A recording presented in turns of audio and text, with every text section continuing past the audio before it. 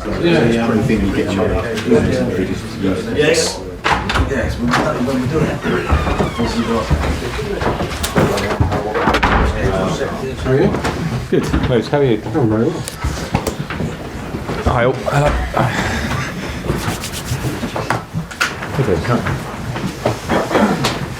Hello. Hi. Okay, good afternoon everyone. We'll do it 3 parts today and we're going to start with Carvey from Sky Sports News. Perhaps first of all, just a team view regarding Tammy, Ruben, Loftus-Cheek and Pulisic. Is there any update on those 3? Yeah, Christian trained with the under-23s today, which is hopefully a short period to factor him back into our training, so won't be fit. Ruben won't be fit for this game. He's getting closer and training a lot and just needs more match fitness to be in consideration, but great to have him nearly back. And Tammy is still feeling the effects, to be honest. We've had to take him out of training a couple of days this week, trained today, so we're hopeful, but again to be assessed over the weekend. I asked you a few questions about Hakim Ziyech earlier this morning, so I won't ask too many more. But just what can Chelsea fans look forward to seeing when he plays for the club next season? Well, I think quality in what he's got in terms of the ability to make assists and score goals. I've spoken a lot this season about games where we maybe have had a lot of the ball but haven't had that final bit. And I think hopefully he's a player next season that can bring us with the quality he has with his crossing, passing, like final pass, and shooting and scoring. So yeah, he'll have to obviously fit into the way we want to work here. We want to work off the ball and the energy we want in our team, as everybody does. But the quality he's got hopefully will be there for the fans to see. And was his performance in the 4-4 draw at Stamford Bridge, was it that night that you decided we need to sign this guy? No. Watching him for a long time. Not quite. I've been watching him a lot, and I referenced you earlier about the Champions League run they had last year. I was particularly impressed when I saw him play against Tottenham at Wembley in that game, and I followed him pretty closely since. And since then, I've done a lot of. I've watched him a lot and know about him because it's important that we're bringing good people that want to go the way we're going or trying to go. And so yeah, he ticks lots of boxes. I'm delighted that we're in a position where we can say he'll be our player next season. And what's the situation regarding Kepa for Monday night's game? Obviously, he didn't start the last game. Have you spoken to him? What's his reaction been? The reaction has been good, as I'd expect.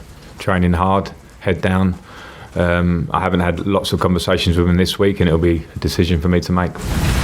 Is it more difficult to leave him out because he's the most expensive goalkeeper in the world, or does that not come into your thinking at all? If it did, then I'd have to pick the whole team on how much they cost, and it can't be that way. I think all the players know that. I think it doesn't matter how you came to the club, what age you are, what part of your career you're at. I have to have that competition within the squad, so I don't take it. I'm not stupid, I know that it's there, but I don't take into account. I'm sure the players wouldn't expect me to. It's all about how you train every day and how you play on match day. And have you decided if he's going to start on Monday night, or is it going to depend on? I've decided. Is he going to start? You'll find out. John? Do you think by leaving him out it's giving him a bit of a wake-up call, a bit of a jolt? He's not. I wouldn't say that. I wasn't looking for that necessarily. I think I spoke around the Leicester game and said that I have to pick the team as I see it on form in every position. So it was just a selection on that day. Now I know with goalkeepers there's a bit more to it than that. We know that it's a slightly different role to everybody else. But yeah, I want everybody's reaction all the time to be spot on. And he came out of the team. I know what that means. I know how that will feel for him. Every player has it. Every player, maybe Messi's the only one who doesn't, or Ronaldo, I don't know, but the rest of us do. And I had it in my career many a time, and it's part and parcel of being a footballer, and you have to show character in those little moments. And I've been pleased with the reaction. Is he the kind of character where you have to sit him down and tell him exactly that, just to keep him happy? I deal with the players as it feels right at the time. I try and be open and straight with them. I think they respect that. I certainly did as a player, so I have those conversations with all the players. You've had the winter break. Have you seen the difference at all in the players since they've come back? Did they need a bit of a break? Like a bit of tan, like a few tan faces in that. No, I think I haven't actually seen a really visible difference, but I think it's a good thing, and I think it was good for them to physically and mentally rest, get away from each other, spend some time with their families in whatever way they saw fit, and myself and the staff included, and then they've come back looking fresh. So, but everyone's had the same break, or we're getting the same break pretty much. Give or take a day or two. Did you need the break personally? Because January was, you seemed a bit frustrated towards the end of it with the transfer market and what happened. The only thing that frustrates me is that I want to be as successful as I can at this club, day to day. So I think there will be always moments in the season where you're like that. I wouldn't say I needed the break. I sometimes want a break, and when I have a break, I want to get back to work. It can go like that. I do love what I'm doing. So, looking back, I enjoyed having a bit of time away, actually get a fresh feel and to think about things in a small reboot, probably for everybody. And Man United, I know last time you said you were quite impressed with some of the players they brought in, and maybe they've got a bit of an advantage over you. So we expect a different Man United now for the final stretch, do you think? I don't know. They're a good team anyway. I think they've added, obviously, in a couple of positions now in the window, but I think they're a good team anyway, and always going to be a threat for top four, of course, with the players they have in their squad. So I don't know what to expect. None of us do, but I do expect a tough game for us on Monday, and of course it's a direct rival. We're not far behind us on points, so we need to take that into account. And if you can beat them, it'll be a 9-point gap, which will be quite significant with 12 games to go. Yeah, it would be, but with football, we know that those gaps can chop and change very quickly. A good run of form, a good period of wins can change the outlook of it. But we're aware of the points, and we know that Manchester United and Tottenham coming up are huge games for us. Moose. Ziyech's arrival, does that mean Pedro will win and leaving? Get to the point then, yeah. Right. No, it doesn't. Those conversations are ongoing with both players, and I think we've brought in a quality player who can play in various positions. So it certainly doesn't have a one-on-one effect on any player. So they've both been great servants for the club, haven't they? Oh yeah, without a doubt, and both been in successful periods for the club. Both I found to be very professional and willing and wanting to work this year and help the younger players and obviously get results, which is the main thing. So that, regardless, what they've done at this club is very well received from our end. United, you played them twice this year. You lost 4-0 on the opening day, but then Tammy hitting the post was the turning point, and obviously Rashford's free kick was amazing in the League Cup side. Monday night, I mean, are you looking to try and sort of make sure you secure fourth place for the victory? Yeah, of course. The two games we played against them, the 4-0, I think is probably good for us. I don't like to reference back too far with the players, but I think the goals we conceded, firstly, are goals we shouldn't and don't want to concede. Secondly, are quite Manchester United goals, I think, and we have to be aware of the threat of James and Martial. I know Rashford's not there, but the threat of him behind and pace that they have, which caught us out a couple of times. The game in the Cup, I think we changed a lot of players, and I thought we played pretty well. Unlucky to lose the game. So those games are done, and we just have this game in front of us. It is what it is. It's a chance to open up a further gap and against a rival, and we have to try and take it. Valentine's Day today, you're going to have a nice special night? Yeah. Do you want the details? The finer details. It looked like something about Wolves against Leicester, and maybe a nice takeaway, and then probably Love Island on ITV +1. Yeah, spoiler. And one last one, which I've been asked to ask all managers, so I hope you don't mind. It's not football related, it's boxing.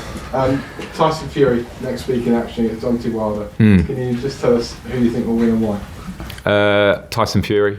I'm a big fan. He's a showman.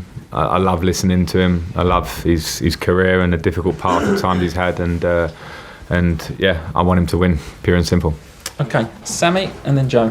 Frank, next year African Cup of Nations is going to be held in January to February.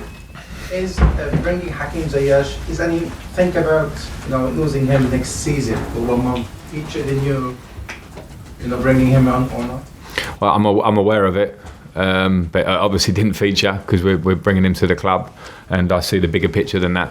I do think there's a bit of an issue with the cup being held in those months for how it affects the major leagues in Europe, but at the same time we're signing a player for the longer term vision and plan, and so I was aware of it, but it obviously didn't take effect. on Man United game, you lost to them twice this season, the Premier League and the League Cup.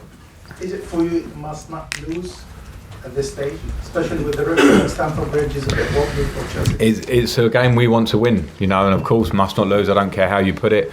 You never know an exact result, but particularly when you go up against a direct rival who have quality to beat you. You know, you can't control certain factors in a game, but you can control how you go into it, and the attitude and the desire that you go in to try and win the game. We'll show that, which we show all the time.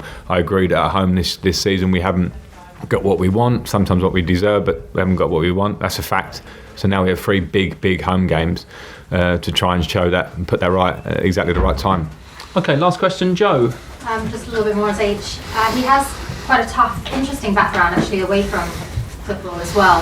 Tough, heartwarming. Have you spoken to him, and what sort of personality attributes do you see from this that might help? I have spoken to him, and I know the story like that you're talking about. His upbringing and home life, and I don't want to talk about too much because I haven't spoken to him directly on that stuff. But what I would say is that from the outside, when you see someone who's come through tough times, and maybe we all had them in different ways, but and conducts himself on the pitch and shows his level of professionalism and quality on the pitch, then that, for me, that feels good.